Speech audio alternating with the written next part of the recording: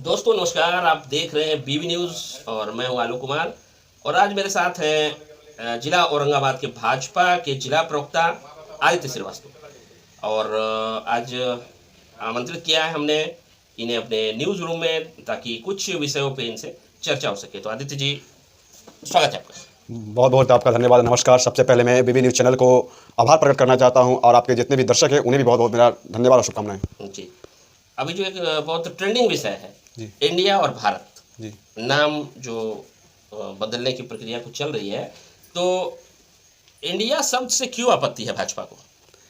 सबसे पहले मैं बताना चाहूँगा कि भारतीय जनता पार्टी को ये सबसे एलर्जी नहीं है। जो महागठबंधन के दल ने इंडिया नाम देकर दल बनाया, सबसे पहले तो मैं धन्यवाद देना चाहूँगा कि चलिए भाजपा का उन्हें माध्यम से राष्ट्रीय प्रेम भावना उनके अंदर जागृत हो रही है।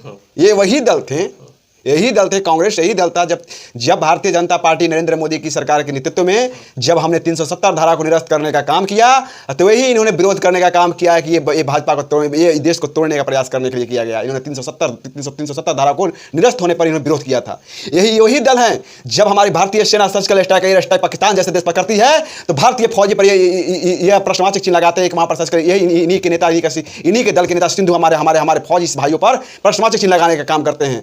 और बताना चाहूंगा कि जो इनका महागठबंधन के लोगों का इंडिया जो दल बना है, अरे हम पूछना चाहते हैं पहले तो साहब आप ही डाउट में हैं। इंडिया के हर शब्दों के आगे डॉट लगा हुआ है। आप यदि तो जब आप ही के दल के नेता डाउट में हैं, तो फिर जनता कैसे समझेगी?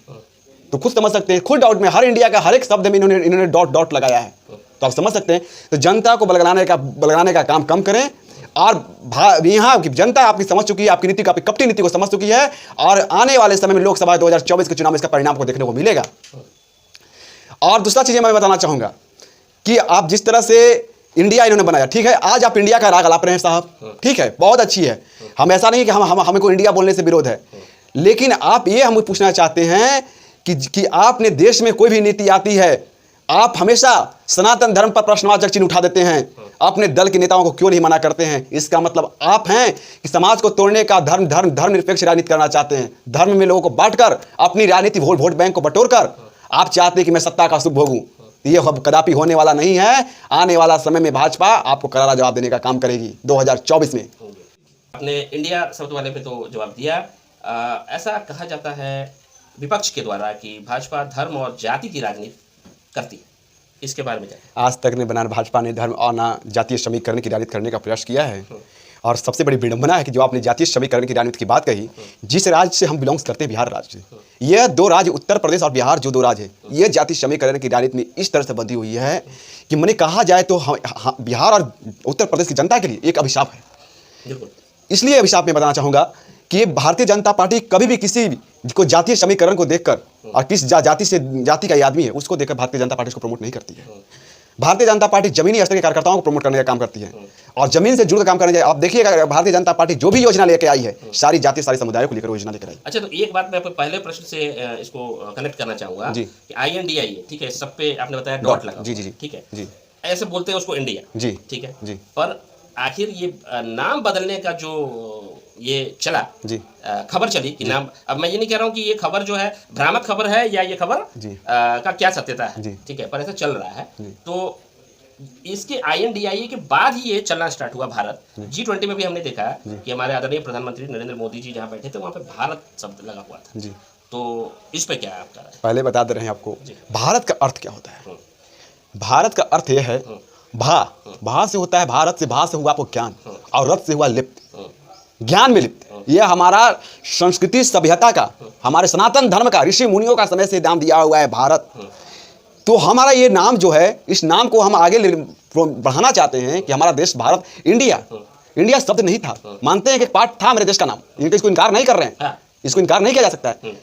जैसे आपको उदाहरण के तौर पर हम देना चाहेंगे, उधर की आप कई जगहों पर देखिएगा, कई राज्यों के जिलों का नाम बदल, स्टेशनों का, जगहों का नाम बदल दिया गया। पहले यही मुगल सराय स्टेशन नाम हुआ करता था, आज उसका दीनदयाल उपाध्याय कर दिया गया।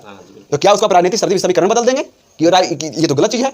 वहां पर हमारे दीनदयाल उपाध्याय जी का वहां पर निधन हुआ था, वैसे व्यक्ति के नाम पर, महान पुरुष के नाम पर उस स्टेशन का नाम रखा जाता है, तो कहाँ गलत है? लेकिन ये लोग, बस विपक्ष ये चाहता है कि किस तरह से जनता को बलगलाना है, किस तरह को जनता को जाति समीकरण में बांटना है, किस तरह से जनता को झूठा दिलासा दिलाकर देश को तोड़ने का प्रयास कर रहे हैं और ये उन्हें भ्रमित कर सिर्फ अपनी सत्ता का सुख भोगना चाहते हैं।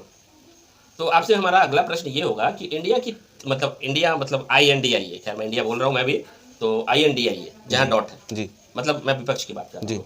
तो इंडिया की 3 बैठकें हो चुकी है, जी, जी। जैसा कि हम लोग सभी जानते हैं, जी। और भाजपा की अभी तक कोई बैठक देश में दिखाई नहीं दे रही है, और लोकसभा चुनाव सर पे लगभग कह सकते हैं कि सर पे है। जी। तो इस पे अपनी राय व्यक्त करें और बताएं कि अभी तक ऐसा क्यों है। देखिए, भारतीय जनता पार्टी नीति से काम करती है, और सबसे पहले कि इनका जो बैठक हुआ इंडिया का, एक बैठक बेंगलोर में सुनिश्चित हुआ, एक मुंबई में, एक दिल्ली में हुआ।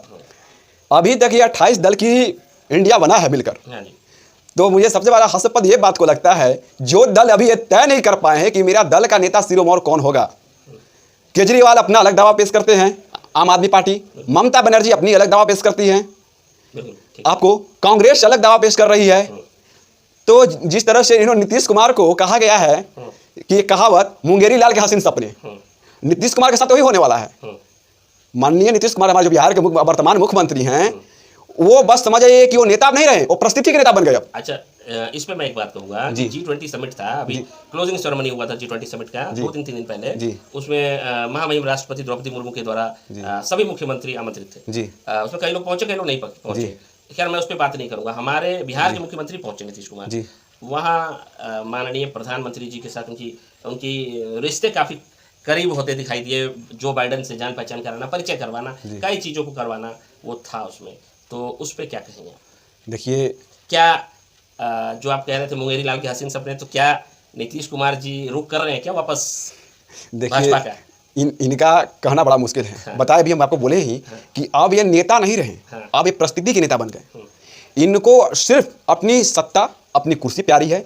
बिहार की जनता इनको प्यारी नहीं है। बिहार की जनता का क्या विकास हो रहा है, बिहार का क्या विकास हो रहा है, मेरा शिक्षा व्यवस्था कहाँ जा रहा है, मेरा बिहार का स्वास्थ्य व्यवस्था कहाँ जा रहा है, इससे इनको कोई लेना देना नहीं है। हम बताना चाहेंगे कि ठीक है, मैं इनको स्वागत योग मानता हूँ, स्वागत करता हूँ कि आपने बिहार में शराबबंदी का फैसला लिया, स्वागत योग है। लेकिन मैं ये भी पूछना चाहता हूँ माननीय नीतीश कुमार जी से कि आपने सिर्फ ये कहा जाता है कि ऊपर से ताम झाम नीचे से रमरेखा घाट, एक कहावत कहा गया है देहात में, पूर्वज कहते थे, वही कहावत सिद्ध होती है बिहार का शराबबंदी। आप छपरा का कांड देख लीजिए, कितने हमारे परिवार के, गरीब परिवार के व्यक्ति शराब पीने से मौत हो जाती है, और माननीय नीतीश कुमार का बयान आता है पत्रकारों के बीच में, जो पिएगा वो मरेगा। अरे जिस परिवार को पीड़ा गिरा है, जख्म हुआ है, जख्म लगा है, आप उस परिवार के सदस्य से पूछिए उन पर दर्द क्या है। आप बिहार के मुखिया हैं, मैंने एक तरह से बिहार के लिए आप गार्जियन हैं, मुख्यमंत्री के इतने बड़े गरिमा पद पर हैं, अब आपका इस तरह का बयान होता है कि जो पिएगा वो मरेगा। आप क्यों नहीं हर जगह चेक पोस्ट लगाते हैं? क्यों, किस तरह से हर एक चेक पोस्ट के पास से बिहार में शराब का पार हो जा रहा है? ये इसका जिम्मेवार कौन है? अच्छा, महागठबंधन के लोगों का कहना है कि इस बार बीजेपी का बिहार से तो सफाया हो जाएगा। अरे क्या बोले, ये तो भाजपा की उदारता थी। भाजपा जब इनको 2019 में इनके साथ अलायंस की और सरकार बनाई, उस समय इनके पास 43 सीट था, जदयू को। छोटे दल किसके साथ हुए, भाजपा ने त्याग दिया और माननीय मुख्यमंत्री नीतीश कुमार को फिर से मुख्यमंत्री चयनित करने के लिए नाम दिया। और ये शुरू से स्वार्थ की राजनीति करते आए हैं और पीछे का खंजर घोंपते आए हैं। इनका वजूद क्या रहा था? आप 2015 का विधानसभा चुनाव देख लें कि कांग्रेस की स्थिति, जदयू की स्थिति क्या थी, कितने सीट लेकर आए। 19 की स्थिति देख लें तो इनको जनता भली भांति समझ चुकी है। और जिस तरह से दावा पेश कर रहे हैं महागठबंधन के लोग कि 24 में भाजपा का सफाया हो जाएगा, तो उस समय आने में पता चल जाएगा। अरे आप कहते हैं, माननीय तेजस्वी यादव जी, मैं कहना चाहूंगा कि जब मेरी सरकार बन जाएगी गठबंधन में, मैं 10 लाख लोगों को रोजगार दूंगा। कहां गया आपका आश्वासन साहब? कहां गया रोजगार? 10 लाख लोगों को रोजगार देने की बात कहते हैं, कहां आपका वो आश्वासन गया? झूठा दिलासा देकर बिहार की जनता को लूटना बंद करें। 2024 में हम लोग करारा जवाब देने का प्रयास करेंगे। सम्राट चौधरी के नेतृत्व में भाजपा पूरी बहुमत के साथ बिहार में सरकार बनाने का काम करेगी। तो अब मैं आपका ज़्यादा समय नहीं लूँगा, मैं एक अंतिम सवाल आपसे करता हूँ कि G20 में ऐसा कहा जा रहा है, ये भी विपक्ष के द्वारा कहा जा रहा था कि जो अनुमानित खर्च है उससे काफ़ी ज़्यादा खर्च किया गया G20 समिट में। और ऐसा नहीं है कि G20 समिट पहली बार भारत में हुआ, इसके पहले कई ऐसे आयोजन किए गए हैं, करवाए गए हैं। इस पर क्या कहेंगे? बताना चाहेंगे कि आज तक इस तरह का सम्मेलन, जिस तरह से विश्व देशों के राष्ट्रपति यहाँ शिरकत किए, इस तरह का सम्मेलन आज तक नहीं हुआ था। और दूसरा चीज़ कि कांग्रेस ने हमेशा लोगों को भ्रमित करने का काम किया है। आज माननीय प्रधानमंत्री नरेंद्र मोदी का देन है कि भारत का परचम पूरे विश्व में लहर रहा है। आज हम किसी भी देश को आंख में आंख डालकर बात करने का काम कर रहे हैं। चाइना जैसे देश को डोकलाम का जब मामला आता है, जब हमारी सीमा में वो चढ़ने का प्रयास करता है, तो चाइना जैसे देश को मैं पीछे करने का काम करता हूं और उन्हें आंख में आंख दिखाकर बात करने का काम करता हूं। यही हमारा आपको हमेशा सीज फायर का उल्लंघन पाकिस्तान करता था हमारी सीमाओं पर। ये हमारी सरकार की देन है यार, हमारी इसमें अपनी भारतीय सेना के प्रति व्यवहार व्यक्त करता हूं। ये आज हमारे साथ पाकिस्तान मित्रता करने के लिए आगे आ रहा है, कह रहा है कि मैं भारत से मित्रता करना चाहता हूं, पुरानी चीज़ों को मैं भुलाना चाहता हूं। तो ये हमारा देश का कद बड़ा है। अभी आपको कुछ दिन पहले जो युद्ध चल रहा था, जो युद्ध विराम हुआ यूक्रेन में, यूक्रेन के राष्ट्रपति भारत से मदद मांगने की गुहार लगाते हैं कि भारत के प्रधानमंत्री नरेंद्र मोदी चाहेंगे तो युद्ध विराम लग सकता है। और जब हमारे यूक्रेन में हमारे भारतीय निवासी वहाँ से छात्र जितने भारत में भारतीय निवासी के छात्र वहाँ पढ़ते हैं, जब वो भारतीय तिरंगा लेकर निकलते हैं तो रसिया को हिम्मत नहीं करता है कि हमारे किसी भी भारतीय नागरिक पर वो गोलीबारी कर दे। और उसी का देन है कि वहाँ यूक्रेन के भी निवासी हमारे भारतीय ध्वज को लेकर अपनी जान को सुरक्षित करते हैं। ये भारत का कद बड़ा है, हमारा भारत विश्व में परचम लहराने का काम कर रहा है, अर्थव्यवस्था में मजबूत हुए हैं हम। और आप कह रहे हैं कि हम व्यर्थ के पैसा खर्च हो रहे हैं। अरे आप ऐसा विपक्ष का आरोप है। बस वही ना कहें, वो तो कुछ कर नहीं सकते हैं। आपने 60 साल में क्या किया? बिल्कुल।